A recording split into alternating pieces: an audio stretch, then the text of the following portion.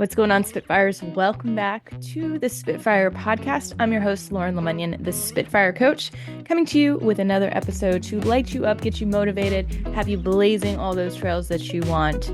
We keep it short, sweet, and to the point. So if you are not already subscribed, this is a great reminder to go to where you get your podcasts from. Google Play, Spotify, Apple Podcasts, or you can go to spitfirecoach.com/episode to review any of our over 200 episodes. We have been at it since 2017, and there's no quitting this. We're going to keep going until there's nothing left to talk about, which, given the way things are going in the world, we got a lot to talk about.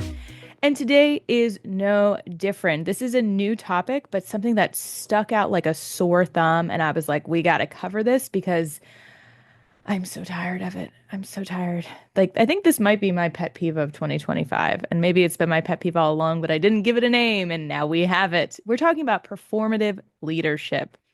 If you have ever encountered someone who is quick to throw out the trendy buzzword of the moment, maybe they've read a Harvard Business Review article, maybe they are on Instagram or LinkedIn and they are like, ooh, this sounds good to me. You know, it was servant leadership for a while, inclusive leadership. DEI was in the headlines for a long time. Now it's in the headlines for a different reason. But whatever is of the moment that people start speaking to, back when I first started working in the early 2000s, oh my God, at the turn of the century, I remember it was like synergies, and people were trying to like meld two words together. But basically, it's not a problem to talk about these things. What is a problem is when people become these kind of mantra vomiting or like sounds good vomiting, whatever the term is, like they're just saying it, but they're not being it. And I can typically sniff this out like nobody's business. Last week, I was at a couple networking events, and there's kind of this posture up that people do. Like it's almost like the Robin with like their proud chest, where they're like, oh, I'm going to tell you all of the great things that I know about myself. And so my favorite thing to do is ask them questions, not in an interrogating way, but I'm like, tell me more. And I will tell you every time. These types of leaders take the bait. They go on and on and on and on. Now, the way that you can kind of, I'll say covertly or gently expose someone who is a regurgitator, not really someone who stands in it, is to ask them, so what does that mean to you? So I had a leader, I had a company that I was doing work with, and they were notorious for claiming that they were a psychologically safe environment. Well, we're psychologically safe. We're psychologically safe. And finally, I just stopped and I said, what does that actually mean to you? When you say that you are psychologically safe as a leader, as an organization, as a team, what does that mean to you? And they couldn't answer it. They tried to go back to the definition and tell me the right answer, but they didn't tell me their answer, because the reality is they didn't go through the transformation to even know what it meant, what it felt like, any of that. They were so in the transaction of learning or of absorbing and regurgitating, like we're all trained to do from school, that they missed the point of the entire exercise and the entire training and the entire work we were doing. And ultimately, we didn't end up working with them much longer after that, because I realized, oh, wow, you just want to say that you're psychologically safe. You don't actually want to be psychologically safe. And it was I could tell the signs with all the employees and everything else. So ask yourself first if you might catch yourself saying, I am these things. My favorite is when people say, I'm an empath. Well, what does that mean to you? Oh, I feel things. So you're empathetic. So it's just little things like that people like to kind of put themselves on this pedestal label. But it's just about asking people a little bit further, like, what does that actually mean to you? How does that show up? Because otherwise, it's just semantics. Like it's just throwing out a label and hoping that people are like, oh, I know who you are. You're so wonderful, without actually like saying, I want to know more. Like, who else is that? So it goes from like surface level to a deeper rooted sense of self. And we did this executive forum with a group of leaders about 2 or 3 weeks ago. And this was one of the leaderships that we talked about, which is rooting into things that are constant, that are consistent, that aren't changing. And a lot of that has to do with who you are and how you show up, who you are in integrity and authenticity. So if you are constantly changing with the times of what's expected of you, if you're kind of like trying to pick up the latest fashion in your leadership style, your team picks up on that. Other people pick up on that. They're like, I don't know where I stand because this is constantly changing and shifting, and it's not rooted in anything really trust based.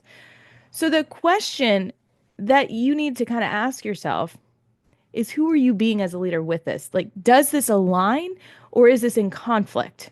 And if it's in conflict, then that's an opportunity of awareness to say, you know what? I want to be a more psychologically safe, or I want to be a more inclusive leader. Where am I not in alignment with? Like, where does that kind of feel off? So for me, if I want to be more inclusive leader, it means that I got to get out of my house. I got to invite people into kind of my environment because I have a tendency of kind of being a lone wolf here of, producing things, and I'll reach out to team members and other people. But if I want to be more inclusive, I have to send more invites out and be more collaborative in that way.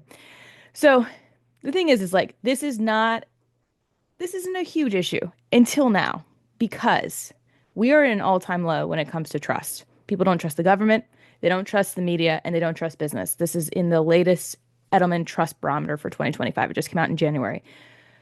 There is this illusion of trust. Oh, we care about our people. You probably saw this in the summer of 2020 when people put the tiles up of, we Black Lives Matter. We stand for, with all of our diverse workplaces. Everyone started changing the tiles on their website. And I want you to go back and look at how many companies still have that. How many companies are still standing with their team members? They're not, because it was hollow. It was all lip service. It was all based on the surface level transaction of visual diversity, visual expectations. They wanted people to think that they had made the changes, but they really hadn't made any cultural shifts. They hadn't looked at their policies. They hadn't gotten rid of people who were killing their psychological safety and their culture, and they allowed it to keep going on. So a lot of people will say, well, we just need to do an offsite. We need to do team building exercises. And that's great for my business. Like, I get brought in there and I tell them, this is not a one and done thing. This is something that you really need to look at a long-term solution for, because just doing a trust fall with somebody is not going to get you trust in your organization. People are going to think it's kind of corny. They're like, don't touch me. And, honestly, don't do trust falls anymore. They're kind of awful. But anything that feels forced, people are going to sniff out. Like, we're going to have Forced Fun Fridays. And nobody calls it that. But they're like, yes, we're going to have our, like, when it was the pandemic, we were all working from home. It was like these virtual happy hours. And it was painful because people didn't want to be there. They would rather be outside with their families, getting fresh air. They would rather have their time back. And so it's looking at, what is it that people actually want? What is it that people actually need? And first, starting with yourself. But anytime that you're doing this like song and dance routine, if it feels like a veneer, it is. If it feels like you're putting on an act, it is. And it's so exhausting. And people can see right through it. Like, you're not fooling anybody. So I would encourage everyone to be a little bit more authentic, and not in the I'm being my authentic self, but like, cut the crap, really. Like, let's just cut the nonsense and the theatrics, because people are looking for a home to trust.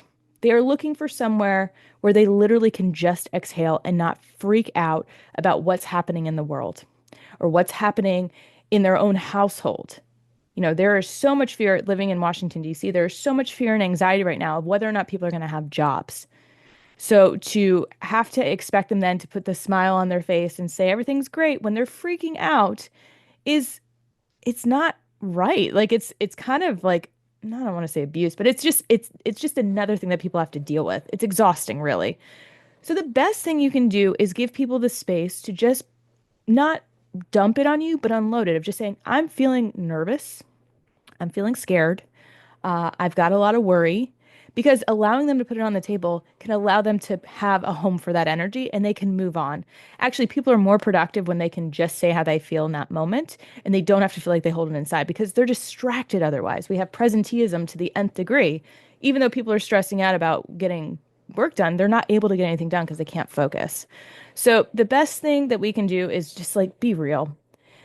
Take a breath and just say like, I'm going to cut this right now. Like, what can I do that's more human? Like, don't even say authentic. What is more human? Like, how can I connect with this person as a human being right now? Not as someone that I'm managing, not as someone that reports to me, not as someone that I need deliverables from, but like, how can I in this moment just like give you grace?